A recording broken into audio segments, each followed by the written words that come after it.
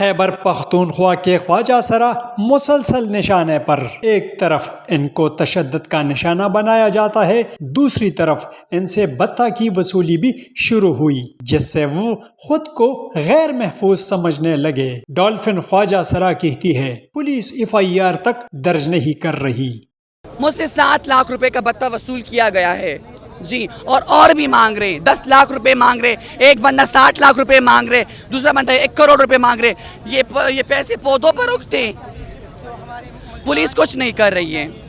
Police نہ تو ان ملزمان کو پکڑ رہی ہے، اگر ان کو پکڑیں گے، ان کے بھائیوں کو میرے ساتھ سٹام ہوتے ہیں، ہمارے ساتھ کمپرومائز ہوتے ہیں، اس کے باوجود بھی وہ آتے ہیں۔ خواجہ سروں کی مشکلات بڑھنے کے خلاف کئی بار احتجاج کیا گیا لیکن ان کو انصاف نہ مل سکا۔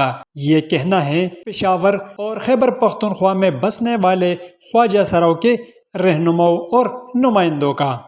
خواجہ سرا بڑی مشکلات سے گزر رہے ہیں خیبر پختونخوا کے اندر، جیسا کہ آپ سب کو پتہ ہے کہ آئے دن قتل بھی کیے جا رہے ہیں، ان کو ذبح بھی کیا جا رہا ہے، ان کی نازیبہ ویڈیو بھی بنا دیا جا رہے ہیں، ان کے ڈیروں پہ فائرنگ بھی ہوتی جا رہی ہے۔ لیکن مجھے پتہ نہیں کہ گورنمنٹ اس پہ کیوں خاموش ہے۔ یہ چیزیں تو آئے دن اخباروں میں بھی چل رہی ہے، میڈیا پہ بھی چل رہی ہے، سوشل میڈیا پہ بھی چل رہی ہے، اور اسی وجہ سے میں خود بھی میڈیا انفلوئنسر، اپنے یوٹیوبر بن چکی ہوں، جو کہ اپنی کمیونٹی کے مسئلے مسائل اپنی آرزو خان چینل پہ ہائی لائٹ کر رہی ہوں، اور اسی مسئلے کو لے کے جو ہے ان کے سارے مسائل وہاں پر رجسٹر ہم نے کیے۔